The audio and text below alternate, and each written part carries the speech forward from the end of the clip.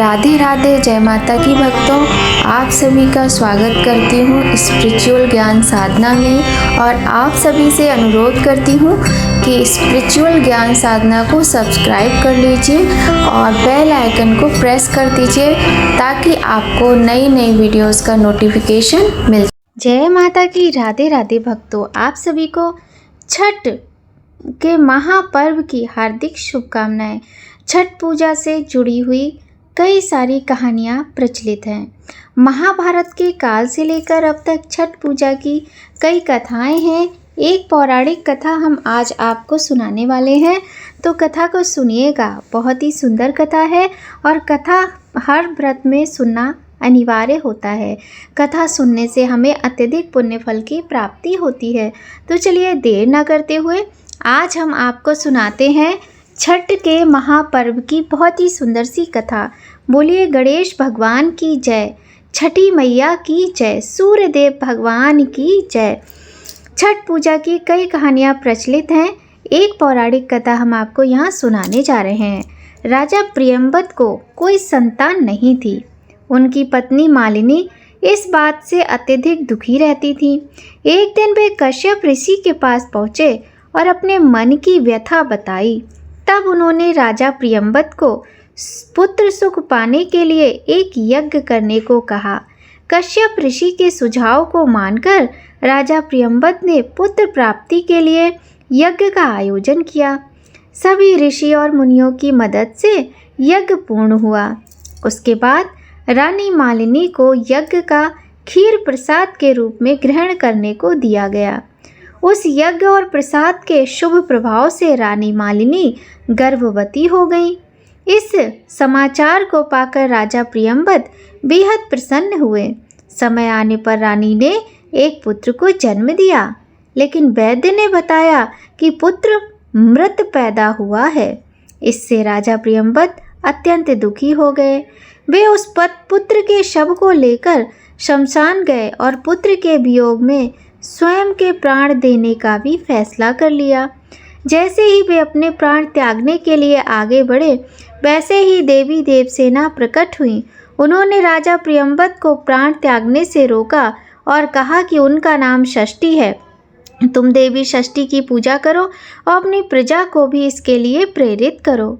देवी षष्ठी की आज्ञा से राजा प्रियंवत राजमहल में आ गए। फिर उन्होंने पुत्र प्राप्ति के उद्देश्य से कार्तिक शुक्ल षष्ठी तिथि को छठ पूजा की और व्रत रखा।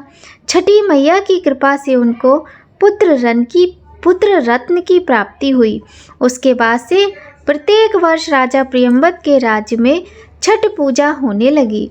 धार्मिक मान्यताओं के अनुसार यदि आप जिस भी शुभ मनोकामना से छठ पूजा विधि विधान से करते हैं, वह छठी मैया की कृपा से पूर्ण होती है। छठ पूजा से संतान सुख समृद्धि की प्राप्ति होती है। हमारे पुराणों में शास्त्रों में वर्णन है कि माता सीता से लेकर द्रौपदी ने भी इस व्रत को किया था और इस व्रत का बहुत अधिक महत्व बताया जाता है। 36 घंटे का निर्जल व्रत अत्यंत कठिन है।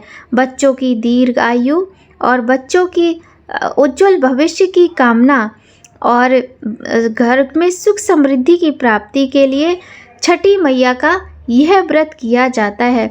भगवान सूर्य देव की उपासना के साथ यह व्रत प्रारंभ होता है और उसके बाद भगवान सूर्य देव को ही अर्घ्य देकर इस व्रत का समापन भी होता है। इन मनुष्य की समस्त मनोकामनाओं को पूर्ण करने वाला यह व्रत है। भगवान श्री राम और माता सीता ने छठ का व्रत किया था। कहा जाता है कि लंका पर विजय प्राप्त करने के बाद कार्तिक शुक्ल षष्ठी तिथि को माता सीता और भगवान श्री राम ने छठ का व्रत रखा था और सूर्य देव की पूजा की थी। इसी प्रकार से कथा मिलती है महाभारत काल की। महाभारत काल में सूर्य पुत्र कर्ण ने भी सूर्य देव की उपासना की थी। माना जाता है कि कर्ण भगवान सूर्य के परम भक्त थे। वे प्रतिदिन कमर तक पानी में खड़े होकर सूर्य देव भगवान की उपासना किया करते थे। मान्यता है कि सूर्य देव की कृपा से ही वे महान योद्धा बने। उनके कानों में स्वर्ण के सूर्य भगवान के द्वारा दिए गए कुंडल थे। एक कथा मिलती है कि जब पांडवों से उनका राज्य छिन गया था, तब द्रौपदी ने राज्य को पुनः प्राप्त करने के लिए छठी मैया का यह व्रत किया था। सीता मैया और द्रौपदी के द्वारा किए जाने वाला ये व्रत अत्यंत लाभप्रद होता है और अत्यंत कठिन व्रत होता है। मुद्गल ऋषि ने माता सीता को गंगा जल छिड़क कर पवित्र किया एवं कार्तिक मास के शुक्ल पक्ष की षष्ठी तिथि को सूर्यदेव की उपासना करने का आदेश दिया। यहीं रहकर माता सीता ने 6 दिनों तक भगवान सूर्यदेव की पूजा की थी। ऐसी मान्यता है कि सीता माता ने जहाँ छठ पूजा संपन्न की, वहाँ आज भी उनके पद चिन्ह मौजूद हैं। कालांतर में दियारा क्षेत्र के लोगों ने वहां पर मंदिर का निर्माण करा दिया। यह सीताचरण मंदिर के नाम से प्रसिद्ध है। यह मंदिर हर वर्ष गंगा की बाल में डूबता है और महीनों तक सीता माता के पद चिन्हों वाला पत्थर गंगा के पानी में डूबा रहता है। इसके बावजूद भी उनके पद चिन्ह धूमिल नहीं पड़ते। श्रद्धालुओं की इस मंदिर के प्रति गहरी आस्था है। दूसरे प्रदेशों से भी छठ पूजा के समय लोग यहाँ मत्था टेकने आते हैं। कहा जाता है कि यहाँ आने वाले श्रद्धालुओं की समस्त मनोकामनाएं पूर्ण होती हैं।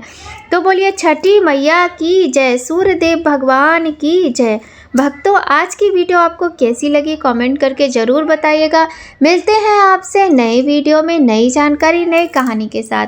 जय माता की, राधे राधे भक्तों। छठी मैया और भगवान सूर्य नारायण का आशीर्वाद आप सभी पर सदा बना रहे।